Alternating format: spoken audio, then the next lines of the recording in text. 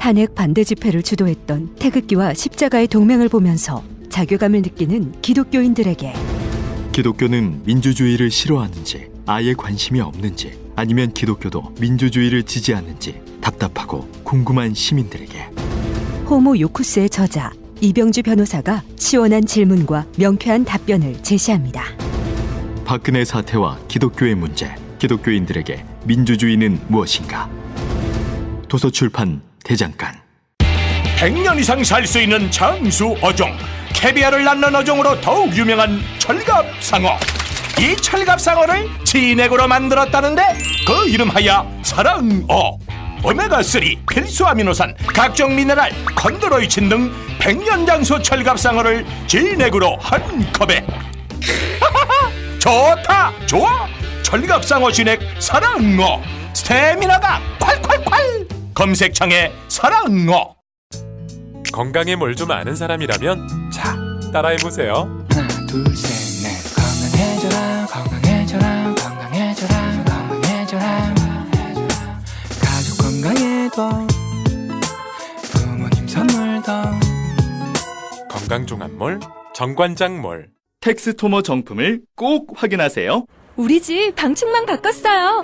미세벌레 덤벼봐 먼지 모두 덤벼봐 촘촘해서 촘촘만 방충망은 촘촘만 예쁘고 통풍까지 좋아요. 방충망은 촘촘만 주식회사 텍스토머. 텍스토머 정품을 꼭 확인하세요. 우리 집 방충망 바꿨어요. 미세벌레 덤벼봐 먼지 모두 덤벼봐 촘촘해서 촘촘만 방충망은 촘촘만 예쁘고 통풍까지 좋아요. 방충망은 촘촘만 주식회사 텍스토머.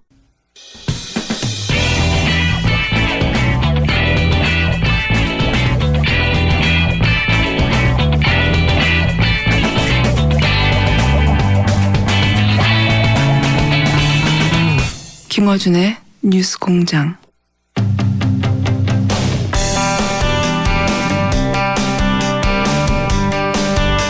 이부진 호텔 신라 사장의 이혼 재판 과정에서 이 사장이 편법 상속을 인정했다, 이런 이야기가 나왔습니다. 더불어민주당 박영선 의원 연결해 보겠습니다. 안녕하십니까, 의원님. 네, 안녕하세요. 네, 오랜만입니다. 반갑습니다. 네, 네. 오로지 의원님만 주장하는 내용이어서 의원님만 가지고 있는 정보인가 싶어서 지금 다시 연결을 했는데요. 이 내용을 좀 자세히 설명해 주십시오. 편법 상속을 이부진 사장이 사실상 인정하시다. 이게 어떤 내용입니까? 이부진 사장이 이혼 소송 과정에서 재판부에 제출한 보유 재산이 1조 7,046억 원이거든요. 네.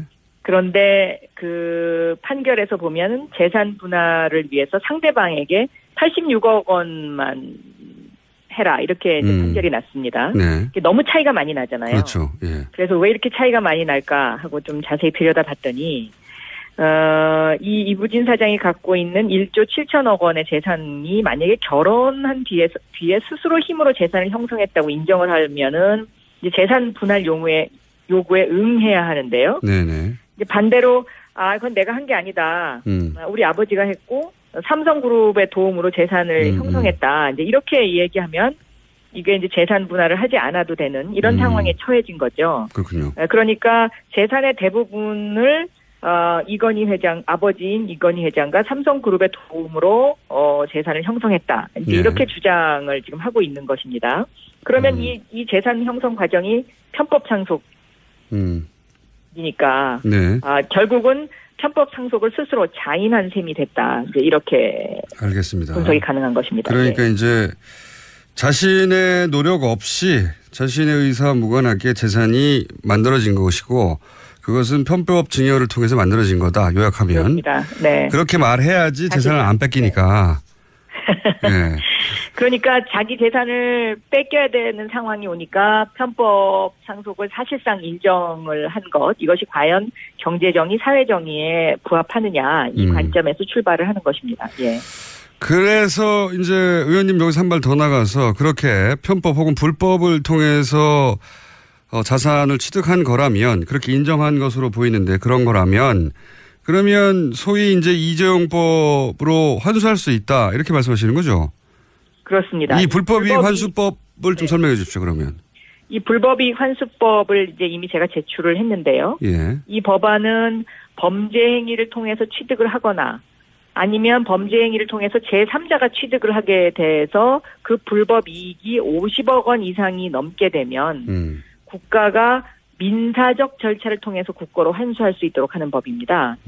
그러니까 그동안의 형사적 절차를 통해서는 대법원에서 뭐 이것이 뭐 해당되지 않는다는 등 여러 가지 이제 그동안의 사건들이 있었지 않습니까? 네. 그렇기 때문에 제가 이것을 민사적 절차를 통해서 국고로 환수할 수 있도록 그렇게 법안을 발의를 했습니다. 네. 그렇군요. 그러니까 지금 법을 어겨서 그런 재산 증여가 이루어졌고 법을 어겼다는 것은 뭐 불법이니까요. 그야말로.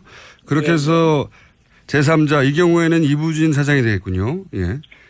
그렇습니다. 그러니까 네. 예를 들면요. 1996년도에 예. 이부진 사장이 이건희 회장으로부터 증여받은 자금이 약 16억 원이 됩니다. 네. 그런데 이 16억 원이 지금 약 1조 5천억 원이 됐거든요. 그렇죠. 20년 만에. 네. 근데 이 20년 만에 1조 5천억 원이 되는 그 과정 속에는 에버랜드 전환사채 저가 배정한 것 자체가 이게 지금 이제 편법이고 불법이지 않습니까? 네, 그건 유죄 판결 받았죠 이미. 예. 네네. 여기에다가 삼성물산 합병, 다시 예. 말하면 최순실 국정농단 사건 지금 최근에 그 뭐 청와대에서 문건도 네네. 나오고 했는데 이 삼성물산 합병과 관련해서 삼성 에버랜드 주식과 제일모직 주식의 이런 어떤 그 주식 액면 분할을 과정을 통해서 이게 이제 더 재산이 늘어나게 되는 이런 상황이라서요. 그렇군요. 이 과정 자체가 편법과 불법으로 불거진 그러한 재산인 거죠. 그래서 최근에 뭐 안민석 의원이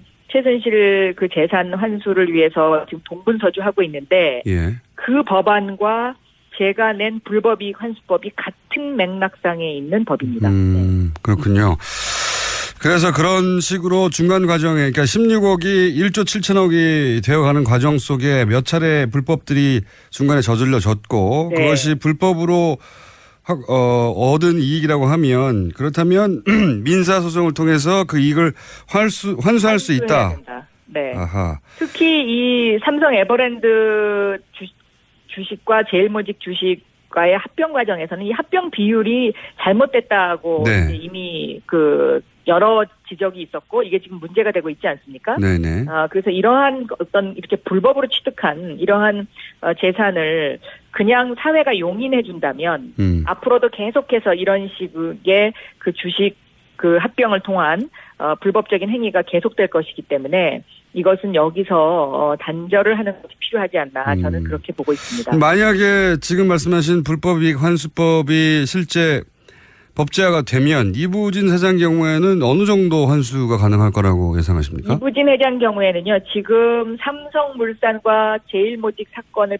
빼면요. 왜냐하면 네. 그건 아직까지 지금 뭐 이것이 얼마다라고 계산하기가 조금 힘들어서요. 예.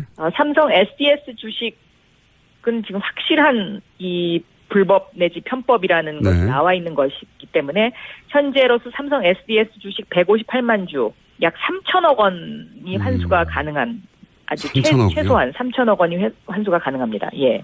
국고 환수가 가능하다 3천억이니. 예. 대단한 액수네요. 입법화가 가능할까요? 이것은 결단의 문제입니다. 그러니까 우리 국회의 법사위 의원들이요. 이 법이 뭐 그 소급 적용에 문제가 있다는 등 이런 이제 여러 가지 핑계를 대서 이 법을 심의조차 하지 않고 있는데 저는 그 심의조차 하지 않고 있는 것 자체가 어떤 그 특정한 재벌의 압력에 굴복하는 것이다라고 저는 그렇게 보고 있습니다. 저는 이런 어떤 불법이익 환수법이 선진국에서도 이런 그 민사적 절차를 통해서 국고로 환수할 수 있도록 이미 통과된 경우가 있기 때문에 이것은 사회 정의와 경제 정의의 가치를 어떻게 생각하느냐에 대한 결단의 문제다라고 저는 보고 있습니다. 알겠습니다. 저희도 이 법안에 대해서 관심을 계속 가지기로 하겠고요. 또 한 가지 또 의원님한테 여쭤보고 싶은 것은 이것도 역시 의원님 발로 나왔던 보도인데 이부진 그 관련 보도도 의원님 발로 나오고 후속 보도가 없고 이것도 후속 보도가 없어서 의원님한테밖에 여쭤볼 수가 없습니다. 이게 뭐냐면 국세청이 삼성 이재용 부회장의 5천억 해외 비자금을 자진 신고하는 기간을 만들어서 그 기간 동안 5천억에 대한 과태료 등을 면제해 준 거 아니냐라는 의혹을 제기하신 바가 있어요. 근데 이 후속 보도가 전혀 없어서 네. 우선 요 내용을 간략하게 먼저 설명을 해 주십시오. 어떤 내용인지. 이게 뭐냐면요. 이제 네. 2015년도 그러니까 2015년도 9월 달에요. 당시에 최경환 장관과 법무부 장관이 기자회견을 합니다. 예. 그러니까 해외에 신고하지 않은 재산을 신고를 하게 되면 세금도 안 내도 되고 또 그동안의 외국환 거래법 등등 또 조세 포탈 또 국외로의 재산 도피 이런 범죄에 대한 형법상의 문제가 되는 것도 관용을 베풀어 주겠다라는 이런 기자회견을 그러니까 담화문을 발표를 하게 되는데요. 예. 이게 전무후무한 사실이거든요. 저도 이런 예, 물어보니까 전무하다고 하더라고요. 예. 네네. 그래서 이 기간을 2016년 3월 31일까지 6개월간으로 합니다. 예. 이거 자체가 저는 굉장히 좀 이상하다고 생각합니다. 왜냐하면 이 당시가 최순실 사건이 정점에 이르던 그 시점하고 굉장히 유사한 그 시점이거든요. 삼성과 최순실이 이 건과 어떤 뇌물을 주고받는 거 아니냐 하는 의혹이 있는 기간이죠. 예. 그래서 상당히 저는 이 부분에 있어서 의혹을 제기할 만한 그런 여러 가지 이유가 있다고 생각하고요. 이 당시에 신고된 신고 액수가 2조 원이 넘습니다. 네. 그런데 국세청이 2조 원이라는 액수를 신고받아 놓고 세금을 부과한 것은 1,500억밖에 되지 않습니다. 그 중에서. 네네. 그래서 이 부분은 앞으로도 국회에서 좀 집중적으로 이 부분을 좀 더 세밀하게 다뤄야 되지 않겠나 저는 그렇게 생각하고 있습니다. 저도 관심이 많은데요. 그러니까 요약하면은 지금 이제 그 삼성 이재용 부회장의 재판도 결국은 삼성과 최순실 혹은 박근혜 대통령까지 포함하여 네. 이권을 주고받고 뇌물을 주고받은 거 아니냐 이런 정황에 대한 재판 아니겠습니까? 그렇습니다. 네. 예. 그런데 이제 삼성이 최순실 씨에게 제공한 것은 현금 등등인데 그러면 반대급부로 삼성이 가져간 것은 이 합병에서의 혜택 외에도 다른 것도 있을 수 있지 않느냐 이런 의혹이 있을 수 있는데 이게 이제 그런 의혹이 가능하죠. 그리고 또 최순실 씨의 해외 자산 부분에 관한 것도 여기에 좀 포함되어 있지 않나 하는 그런 의문점을 충분히 가질 수 있는 그런 대목입니다. 네. 그러니까 하나는 삼성의 해외 비자금을 합법화하는 루트를 만들어준 거 아니냐 하는 의혹 하나하고 네, 네. 혹은 이 삼성 해외 비자금의 이름으로 해외에 있던 자금 일부가 최순실 혹은 뭐 관련된 자금 일부가 국내 들어온 거 아니냐. 네, 이런 의혹 두 가지가 가능하다는 그런 거죠. 의혹을 제기할 수 있는 부분입니다. 왜냐하면 이것이 국회에서 논의조차 되지 않았고요. 갑자기 담화를 발표를 하고 그리고 이 담화가 그렇게 기사화되지도 않았습니다. 그렇죠. 예. 네.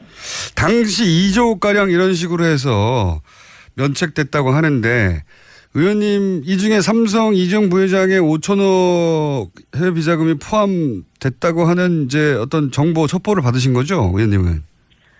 네, 누군가가 저한테 그런 정보를 줬습니다. 예. 예. 그런데 이제 후속 보도가 없는 것은 이 사실관계를 국세청이 인정하지 않거나 혹은 뭐 묵묵부답이라는 얘기인가요? 어떻게 됐습니까? 그 이후로? 묵묵부답인 상태입니다. 네. 묵묵부답이다. 아니다라고 말하지도 않고 NC 엔딩인가요? 긍정하지도 네, 않고. 그렇습니다. 네, 네. 지금 정권이 바뀌었는데, 예. 청와대의 지시로 밝힐 수 있는 사항은 아닙니까? 예. 궁금하네요. 왜 아직. 저도 그게 궁금합니다. 네. 어쨌든 지금 막혀 있는 상태네요. 의원님 네, 문제 제기를 하셨고 사실이라면 사실관계를 따져서 이제 밝힐 일인데 이런저런 의혹이 가능한 상황에서 의원님 문제 제기 이후로 이제 후속 보도가 저희가 한번 짚어봤고요. 네네. 이 부분은 어떻습니까? 어제 한 가지만 더 여쭤보겠습니다. 문무일 어제 검찰총장 후보자 인사청문회가 어제 있었는데. 예. 네. 이 부분, 여기서 이 대목은 문제였다라고 짚어주시고 싶은 부분 있으십니까 혹시? 저는 문무일 검찰총장 후보자가 이 수사권과 기소권에 관한 부분에 대해서 발언하신 부분은 상당히 우려가 됩니다. 그러니까 판사가 재판하지 않고 판결을 선고할 수 없듯이 검사가 수사하지 않고 기소 여부를 결정할 수 없다. 이렇게 이야기를 했는데요. 네. 이 수사권과 기소권이라는 것은 완전히 다른 것이거든요. 네. 그러니까 기소를 한다는 것 자체가 수사가 제대로 됐는지를 재판하는 거하고 똑같은 것입니다. 네. 그래서 수사권과 기소권이 분리돼야 권력기관 간의 견제와 균형이 이루어지는 것이죠. 그리고 문재인 대통령의 공약사항에 들어있는 검사의 2차 수사권, 이 네. 2차 수사권이라는 것은 1차적으로 수사가 제대로 됐는지의 여부에서 제대로 되지 않았다고 생각했을 때 발동되는 것이 2차 수사권인데요. 이런 부분에 있어서 문무일 검찰총장 후보자가 검찰 조직의 논리를 그대로 대변했다는 것은 고양이가 계속 생선을 안고 가고 싶어 한다라고 이렇게 비유할 수 있겠습니다. 알겠습니다. 검경 수사권 분리에 대한 검찰총장의 소극적 입장은 문제다 이렇게 지적하시는 거죠? 그렇습니다. 네. 알겠습니다. 지금 그 문제 제기하신 이부진 호텔신라 사장의 불법 이익환수법 적용 가능성 그리고 이재용 부회장의 5천억 해외 비자금 건은 의원님만 제기하신 문제이기 때문에 저희가 계속 의원님한테 여쭤보겠습니다. 네. 새로운 소식 나오면 저희한테 네. 먼저 연락 주시고요. 네. 더위에 건강 조심하세요. 네, 감사합니다. 네. 의원님, 네. 서울시장 나가십니까? 그런 얘기는 다음 기회에 질문해 주시면 감사하겠습니다. 알겠습니다. 네. 감사합니다. 예. 박영선 의원이었습니다. 안 나가신다는 말씀 안 하시네요. 예. 아, 또 떨어졌어. 너 또 입사 시험 봤어? 아니, 차량용 핸드폰 거치대 말이야. 여러 개 사봤는데 실패의 연속이야. 떨어지고 시야 가리고 운전석에서도 멀고 뭐 좋은 거 없을까? 싼 것만 찾으니까 그렇지. 제대로 된 거 하나 사서 편리하게 쓰는 게 더 낫지. 그런 게 있어? 그럼 있지. 1, 2, 3 할 때 2. 힘 세다 할 때 힘. 2 힘. 투 힘? 2배로 힘이 세다는 건가? 네이버 검색창에 2 힘을 검색해보세요. 오빠, 우리 어디 가는 거야? 정수 가지. 와, 우리 말 타러 가는 거야? 그렇게 좋아? 고민하지 말고 장수로 오세요. 온 가족이 즐기는 승마 체험과 국내 최대 규모의 말역사 체험관 등 장수에는 정말 볼 것, 누릴 것들이 넘쳐난답니다. 말의 심장 소리를 직접 느껴보는 장수에서의 하룬 여행. 장수는 항상 가까이 있습니다. 주말 여행은 장수로. 승마 체험 예약은 063-350-5486.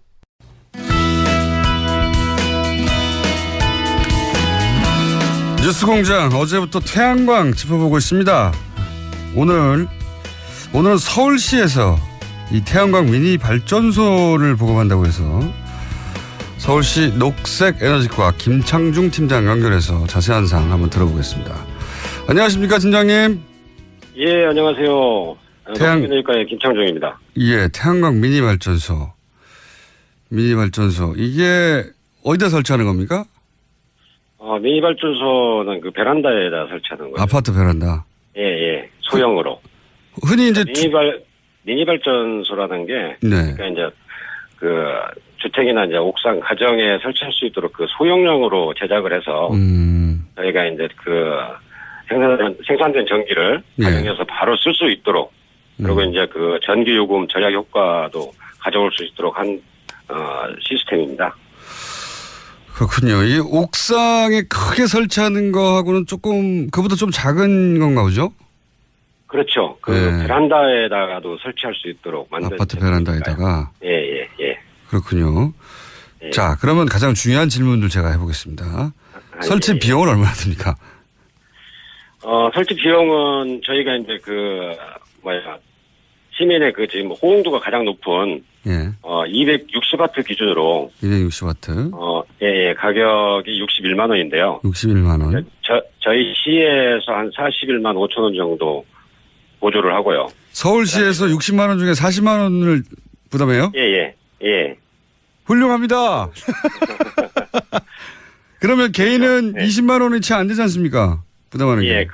거기에서도 또 자치구에 따라서 또 그 5에서 10만 원 정도를 또 추가 보조를 받을 수 있습니다. 각 서울시의 각 구별에 따라서 5만 원, 10만 원 더 준다.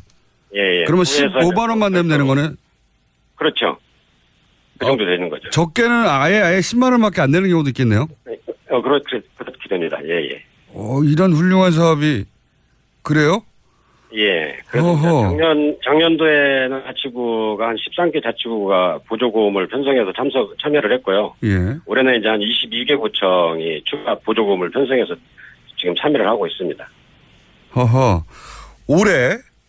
예. 올해 지금 현재 아직 7월 말 통계는 안 잡혔을 텐데 6월 말까지 베란다형으로 얼마나 많은 가구가 참여했습니까? 6월 말까지 저희가 한 9,900가구 정도. 9,900. 그래서 지금 올해 그 서울시 미니태양광 쪽의 보급 금액이 예산 금액이 50억이었었는데요. 이게 이제 정부 지원금까지 합친 금액입니다. 그래서 이제 50억이었는데 벌써 거의 다 소진했네요. 7월 달에 거의 소진된 상태입니다. 그래서 이제 지금 추가 예산 확보 중에 있고요. 예. 그러면 지금은 신청해도 안 될 수도 있는 거 아닙니까? 추가 예산이 확보 안 되면. 추가 예산은 확보되는 건 확실시 되고 있고요. 이제 그 재개 시점이 이제 언제쯤 이루어지느냐, 그거는 이제 아직 미정입니다. 그러면 이제 베란다 설치한다고 하는데, 베란다 난간 안쪽에 설치하는 겁니까? 바깥쪽에 하는 겁니까? 바깥쪽에 하는 거겠죠? 설마? 바깥쪽에 설치한 거죠. 예, 그렇군요. 예, 안쪽에 설치하는 게 아니고. 이사 갈 때는 어떡합니까? 이사 갈 때는 이게 분리가 탈부착이 가능하기 때문에, 이전 설치가 가능해요. 근데 이제 비용이 직접 시민이 직접 탈부착을 할지 못하는 경우, 그럴 경우는 전문가한테 한 10만 원 정도 들여서 이제 이전을 해야 됩니다. 에어컨 이전하고 비슷하네요. 말하자면. 그렇다고 보시면 되죠. 예. 그렇군요. 근데 이런 건 어떻습니까? 남양도 아니고 예를 들어 장마철이고 이러면은 생산량이 나옵니까? 전기 생산량이? 그러니까 이제 정남향이 아니더라도 이렇게 동양이나 서양일 경우에는 한 효율 측면에서 한 20-30%가 차이가 나요. 차이가 나는데 이제 이 부분은 고객한테 설명을 하고 시민한테 설명을 하고 이제 설치 여부는 이제 시민이 판단해서 설치하도록 그렇게 이제 하고 있습니다. 약간 차이가 나지 전혀 생산이 안 되는 건 아닙니다. 그렇군요. 하긴 햇빛이 아예 안 나는 경우는 없으니까요. 예. 그렇죠. 이건 어떻습니까? 이제 하다가 이게 이제 나는 이 정도 전기 생산량이면 큰 도움도 안 되고 해서 걷어버리겠다. 다른 사람한테 팔겠다. 이게 가능합니까? 그거는 이제 저희가 이제 5년을 기준으로 하고 있는데요. 이제 5년 이내에 철거를 하게 되면은 저희가 이제 보조금을 환수할 수도 있고 사용 기간에 따라서. 근데 이제 판매 양도 이전은 가능합니다. 근데 이제 그렇게 했을 경우에는 구청에 이제 변경 신고를 신고를 해주시면은, 하고. 그렇게 신고를 해주시면은 가능합니다. 아파트만 됩니까? 그렇죠, 아파트죠. 제 말은 다세대 주택이라든가 다세대의 베란다에 설치도 가능합니다. 베란다가 있기만 하면 되는 거죠, 이게. 그렇죠, 예. 그러니까 이제 베란다형만 있는 게 아니고 콘솔형으로 해서 또 이렇게 옥상 위에다가 그냥 올려놓고 발전을 할 수 있는 그런 발전 모듈도 있습니다, 별도로. 용량이 여러 가지입니까? 용량이 이제 저희가 이제 보고업체를 7개 업체를 선정을 했는데요. 승인받은 제품 이런 걸로 선정을 해서 각 회사별로 용량하고 발전 용량하고 그다음에 모듈의 규격 이런 것들이 좀 다양하게 있습니다. 가장 큰 건 얼마나 됩니까? 큰 거는 모듈 크기가 가장 큰 거는 한 가로 1700에 세로 한 1m 정도. 그게 발전하는 용량은 얼마나 됩니까? 그거가 한 300와트 정도. 300와트. 300와트 정도면 어느 정도 예를 들어서 여름에 에어컨 정도를 커버할 수 있습니까? 에어컨 정도는 안 되고요. 에어컨까지는 안 되고. 저희가 이제 양문형 냉장고를 1년 동안 가동할 수 있는 용량. 아. 그러니까 이제 그 냉장고 같은 경우는 뭐 계속 가동하는 게 아니지 않습니까? 냉장고는 24시간 돌아가서 에어컨은 24시간 안 되지만, 예. 그러니까 이제 전기는 흐르는데 전기는 네. 계속 꽂았는데 예, 예. 가동이 계속되는 건 아니니까요. 냉장고 같은 그렇죠. 경우. 돌았다가 멈췄다가 돌았다가 멈췄다가 하죠. 예. 예, 그렇게 하다 보니까 그거 한 대 정도 돌릴 수 있는 용량이라고. 판넬 하나면 냉장고 큰 거 하나는 커버한다. 예. 그렇군요. 10만 원 정도 내면 그게 가능하다.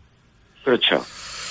자, 이 미니 발전소를 신청하려면 어떻게 됩니까?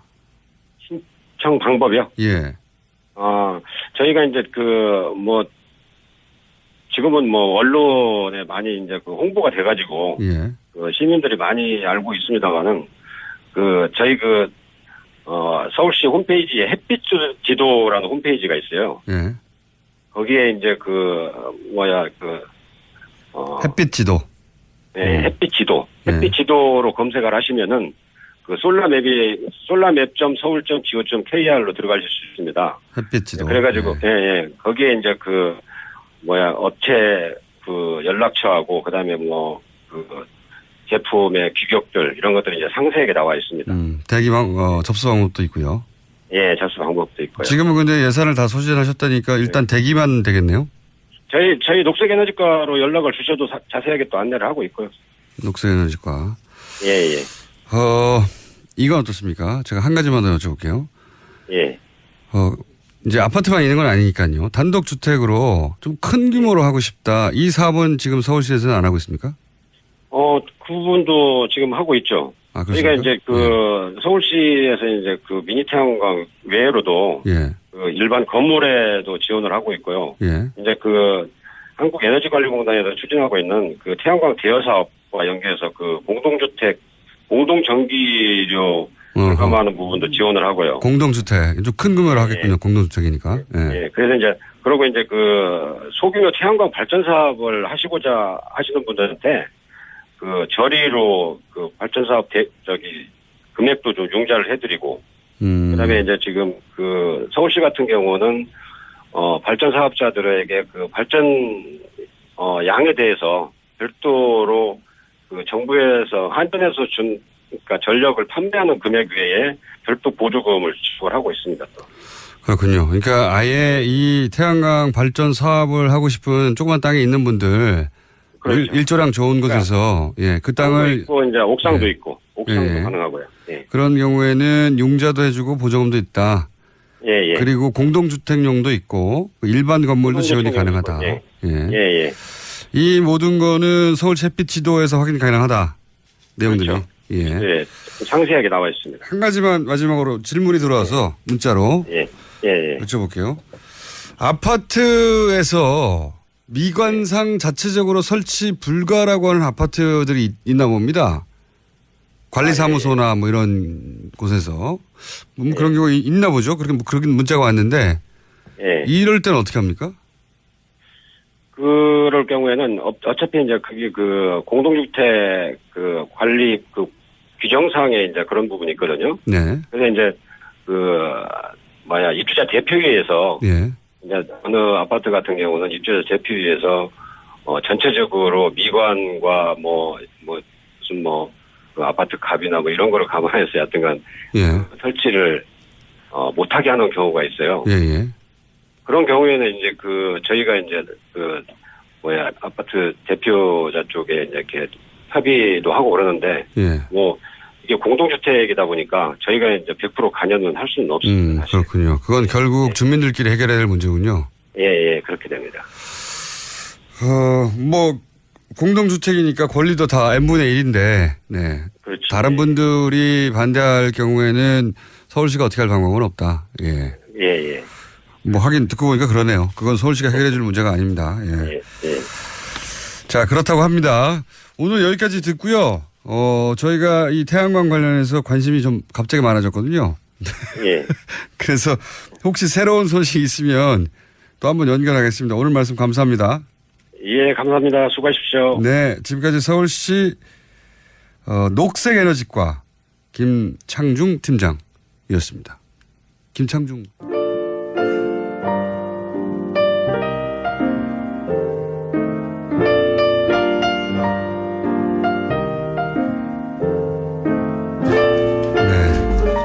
갑자기 윤창중 생각이 나서.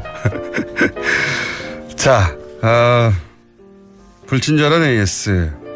오늘 나오신 김상욱 전 국정원 직원에 대한 문자가 아주 많네요. 예. 흥미진진하다 이런 얘기들 많고요. 그렇죠. 이 뒷이야기는 언제나 흥미진진한데 더군다나 국정원이 관련된 이야기니까. 그리고 이런 분들이 불이익을 받는 현실이 너무 가슴 아픕니다. 네, 이런 문제도 굉장히 많았습니다. 자, 저희가 김상욱 씨와 고정 코너를 한번 만들어 볼까 머리를 맞대려고 하는데 가버리셨어요. 머리를 맞대려고 하는 순간 가버리셨는데 다시 모셔가지고 어떻게 하면 코너를 기획을 한번 해보겠습니다. 새벽 5시부터 생방 사수 중입니다. 새벽 5시는 안 들리는데 치앙마이라서. 예. 문재인 대통령 당선 이후에 시사 프로 안 듣게 될 거라고 예상을 했었는데 여전히 하루도 빠짐없이 듣고 있습니다. 중독성이 너무 강해서요. 예. 그렇습니다. 저는 중독성이 강합니다.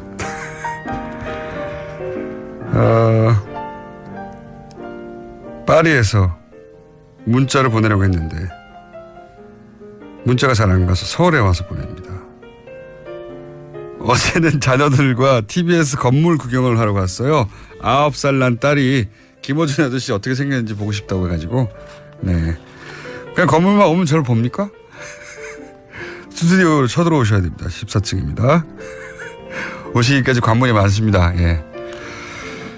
자, 일본 하코네에서 듣고 있다. 멀리서 듣는 누가 누구 말에서 듣나 많은 문자 보내주셨고. 예.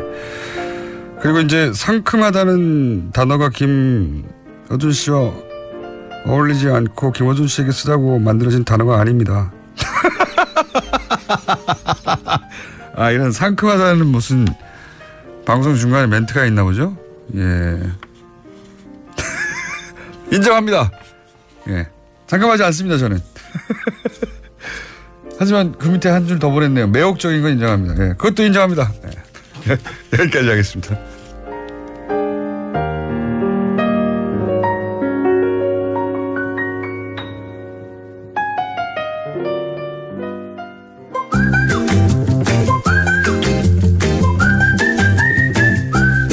자, 지난주 한 주 건너뛰었습니다. 정태인 소장님 나오셨습니다. 네, 안녕하세요. 칼 폴라라니 사회경제연구소. 한 주 건너뛰었더니 일주일에 10명 지속되던 추세가 떨어졌죠. 떨어졌습니다. 제로입니다. 사실은 제가 어제 어머니 생신 때문에 휴가를 냈기 때문에 확인은 못했지만 지난 2주간 제로라는 얘기를 전화로 들었습니다. 방송에 안 나오시면 제로예요? 그 전에도 마찬가지.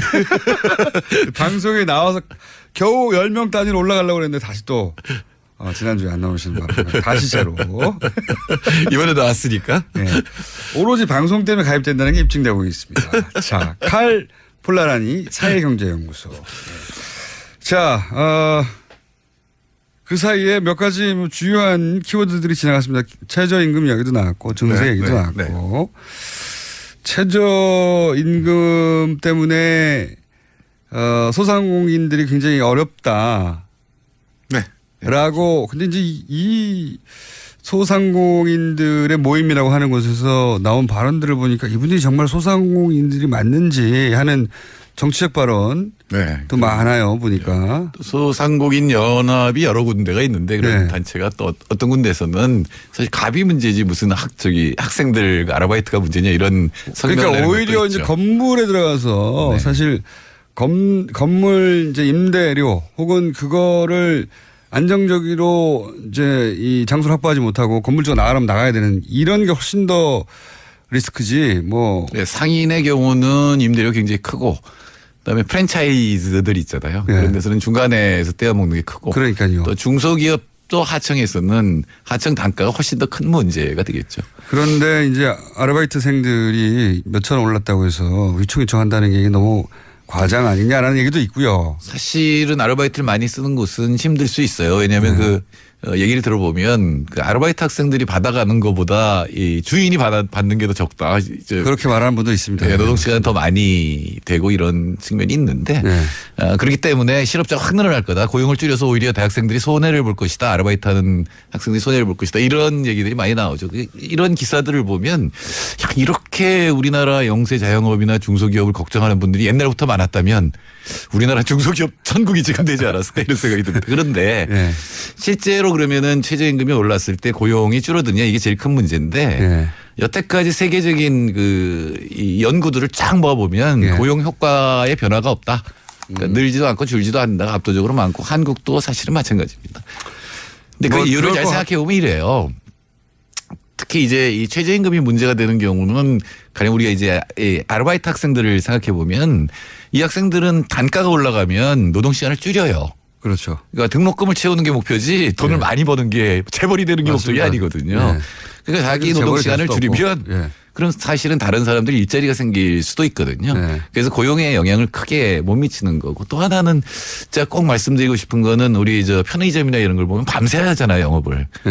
근데 밤새 특히 이제 새벽 시간에 거기 그때도 학생들이 있어요, 보면은. 근데 이 학생들 월급이 나올 만큼 물건이 팔릴까요? 안 팔리겠죠. 예, 거기다가 전기세. 그 완전히 비경제적인 일인데. 그 기간 동안은. 근데 이분들이 바보가 아닌 이상 이런 일을 할 리가 없잖아요. 근데 이건 위에서 시킨 거죠. 밤새도록 열어라고 시킨 거죠. 그렇죠. 예, 그런 것들은 오히려 손해를 보는 거예요. 그게 그 가게의 컨셉이니까요. 24시간. 네. 근데 사실 24시간 할 이유가 별로 없거든요. 그걸 줄이고 정말로 밤에 필요한 사람은 돌아가면서 하면 되잖아요. 가령 이제 한 동네에 3개가 있으면 3개가 돌아가면서 밤에 좀 열어놓는 역할을 하고 이렇게 하면 경쟁 구도라. 네, 그게 이제 제세 딜레마이기 때문에 그런데 이런 건 사실 시민들이 요구를 해야 돼요. 시민들이 약간의 편의를 위해서 많은 낭비가 이루어지는 걸 그냥 놔두고 또 그것 때문에 또 이제 이 임금에도 영향을 미치거든요. 예, 사실 이 편의점이라는 게 미국에서 왔지 않습니까? 컨셉이. 근데 이제 똑같은 백인들인데 유럽에 가면 편의점이 없어요. 그래서 없죠. 4시에 문 닫는데 노르웨이. 오후에 뭐 4시에서 7시 사이에 가게 문을 닫아버리니까 편의점이 없으면 정말 불편할 것 같은데 금방 정합니다. 예. 뭐 약간 미리 사놓으면 되는 거기 때문에 사실 미국도 밤새도록 하는데 그렇게 없어요. 우리나라하고 일본이 특히 많이 있지. 뭐 어쨌든 세븐일레븐이나 이런 것들이 이제 미국에서 처음에 특히 뉴욕 같은 곳에서 불이 꺼지지 않는 도시에서 시작된 건데 그거 굉장히 익숙해졌죠. 골목골목으로 이제 들어왔으니까 구멍가게들이 사라지고 그걸 편의점이 대체하는 거라고 우리나라에서는 보면 될 것 같은데. 여하튼 최저임금이 고용을 줄일 것이다. 이렇게 단정적으로 얘기를 하는데 그게 이제 경제 원론으로 생각하면 그렇지만 실제로는 전 세계적으로나 우리나라에서 고용 효과는 그렇게 크지 않다. 다만 소득 효과는 큽니다. 지금 이번에 16.8% 올랐는데 그렇게 되면 한 달에 약 4천억 원 정도의 소비가 늘어날 수 있어요. 그럼 1년에 4조 8천억인데 지금 슈퍼리치 증세보다 더 효과가 클 수 있는 거죠. 그러니까 소득주도 성장론이라는 게 돈이 있어야 쓰지. 특히 가난한 사람들의 돈이 많아져야 된다라 소득주도 성장론이. 그렇죠. 돈이 있어야 쓰고 그리고 그래야지 기업이 다시 돌아가고 하는 건데 뭐 그거의 첫 출발인 거죠. 이걸로 다 해결되지는 않을 물론 그게 이제 소비를 늘리고 부자들의 돈이 줄어드는 거 사실 가부의 이익이 줄어드는 거지 지금 편의점주나 이런 데가 망한다고 보기는 어렵거든요. 그러니까 다른 어떤 경제 민주화 정책하고 이제 같이 가야지 최저임금 인상이 효과를 볼 수가 있는 거죠. 근데 이제 뭐 그렇게 해서 아르바이트가 굉장히 많아서 어려운 분 가게도 분명히 있긴 있을 수 있는데 소상공인 전체 그런 건 아닌데 소상공인 전체를 대변하는 듯한 어떤 단체는 이제 여당의 실력 행사 혹은 그러니까 정치적 발언에 가까운 발언을 굉장히 많이 하는 그런 단체도 있습니다. 의구심이 좀 드는 단체도 있고요. 예. 누가 시켰나 이런 생각이 드는. 자, 또 하나가 증세예요. 이게 증세는 뭐 나올 수밖에 없는. 네, 그리고 이게 근데 굉장히 빨리 나왔어요. 가장 정치적인 문제예요. 그러니까요. 예. 증세 문제는 항상 모든 정권이 부담스러워해왔고 어려워해왔고 정면으로 승부하기를 곤란해하는 문제인데. 제가 정권을 잃는 확실한 100% 확실한 하기에 정권을 잃는 방법을 하나 알고 세금을 있는데. 확 올려버리는 거죠. 아니요. 부가가치세를 올리면 돼. 그중에서도. 그럼 100% 진짜로 100% 실각하더라고요. 정권들이. 더 확실한 방법은 담배값을 매년 올리는 거예요. 아, 그거는 잘 모르겠어요. 잘 모르겠는데. 어쨌든 이제 이 증세에 대해서 어제 한 그 여론조사에 따르면 이번에 이제 정부가 아이디어로 내놓은 5억 이상 그리고 2천억 이상 이익을 내는 재벌과 5억 이상 버는 과세 표준 2천억 이상 5억 이상이죠. 예. 네. 법인세와 소득세에 관해서 그 세율을 올리는 거죠. 그 경우에는 찬성하는 비율이 85%가 나와요. 85%죠. 그리고 저기 자유한국당 지지자들 중에서도 67%. 그러니까요. 자유한국당조차 예. 나랑은 상관없는 거 아니냐. 확실하게 상관없죠.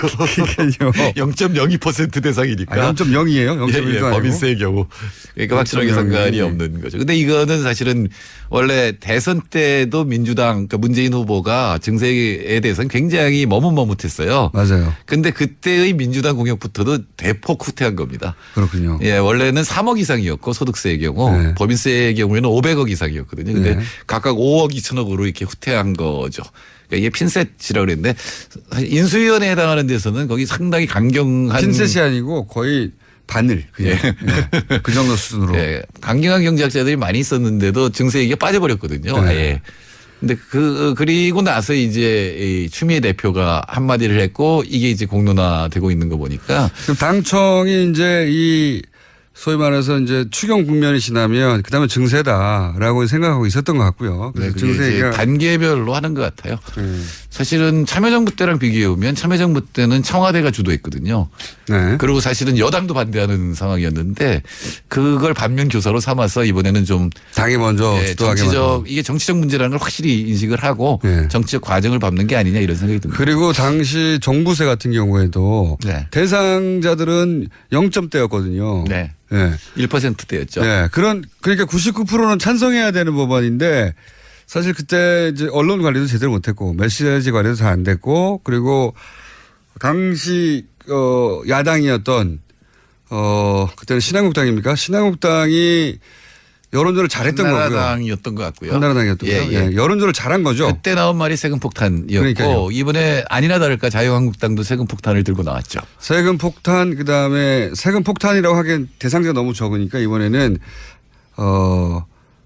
뭐였더라? 타겟 증세? 타겟 증세. 표적 과세. 표적 증세. 표적 과세. 표적으로 해가지고 한다는 거죠. 원래 과세는 표적을 잡아서 하는 겁니다. 네, 그래서 이제 뭐. 표적이란 말에는 뭔가 복수의 느낌이 좀 들어가서 니들이 당하고 있는 거야 이런 뉘앙스를 만들려고 했던 것 같아요. 예. 그래서 이번에 민주당에서는 명예과세라는 말을 들고 나왔는데 명예과세. 세금에다 이름을 어떻게 붙이느냐는 굉장히 중요해요. 굉장히 중요하죠. 옛날에 상속세를 올리니까 미국에서 그걸 사망세라고 반대하는 당이 들고 나왔어요. 이거 굉장히 효과가 컸거든요. 죽은 사람한테 세금 때리냐 뭐 이런 이미지를 주니까. 프레임이죠 그게 다. 근데 우리나라 이 슈퍼리치들 부자들이 지금 돈을 더 내자는 거 아니에요? 그러니까 이제 명예롭다라는 건데. 그거 2% 인상이에요 그것도. 겨우. 이름을 좀 더 멋있게 지을 수도 있을 것 같아요. 그러니까 우리나라에 존경받는 부자가 별로 없는데 경주 최부자라든가 유일한 선생님. 최근에 오뚜기 부상하고 있습니다. 뭐 그 정도면 그분들 이름을 붙여도 될 것 같아요. 물론 후손들의 허락을 받아야 되는데 아니면 최부자세라든가 최부자세. 유일한세 그리고 우리 김어준 총수 앞으로 돈도 많이 벌고 세금도 많이 내면 김어준세 뭐 이런 굉장히 명예로운 이름이에요. 최부자세 괜찮네요. 저 이름 한번 그러면 공모해 봐야 되겠습니다. 이미 뭐 김경수 의원이 공모를 했어요. 그래서 내가 거긴 영향력이 없고요. 그렇군요. 여기가 저희가 요새 공모하는 게 많네요. 태양광도 지금 어디 설치해든지 공모하고 있고 과세 제목 명예과세. 국민들이 확실히 알아야 될 것은 지금 이제 복지를 확실히 늘려야 된다에 대해서는 동의가 됐잖아요. 그러려면 세금을 많이 내야 됩니다. 지금 OECD 국가에 비해서 한 7% 덜 내고 있거든요. 조세 부담률이. 그러니까 우리 조세 부담률이 한 18% 내고 있는데 원래 문재인 후보가 약속한 건 21%까지 늘린다는 거였어요. 그러니까 3%. 근데 1%가 15조예요. 그러니까 45조를 늘려야 되는데 이번 증세안은 3조 8천억이거든요. 그러니까 4조가 채 안 되는. 그러니까 15조를 늘려야 되는데. 근데 이것도 이렇게 사실은 이 여론전 그러니까 85대 15 정도의 비율로 찬성하는 거기 때문에 언론도 8.5대 1.5로 이렇게 보도를 해야 되는데 1대1이 되는 듯이 보도하고 있거든요. 그쪽이 1대1이 세요. 없죠. 우리 저 가동률이라든가 사실은 훨씬 더 보수 매체가. 높죠. 예, 보수 매체가 훨씬 더 장악력이 크기 때문에. 자, 요 주제는 저희가 앞으로도 몇 번 더 다뤄야 될 것 같습니다. 오늘 여기까지 하겠습니다. 정태인 소장님이었습니다. 감사합니다. 네, 감사합니다. 김어준이었습니다. 내일 뵙겠습니다. 안녕.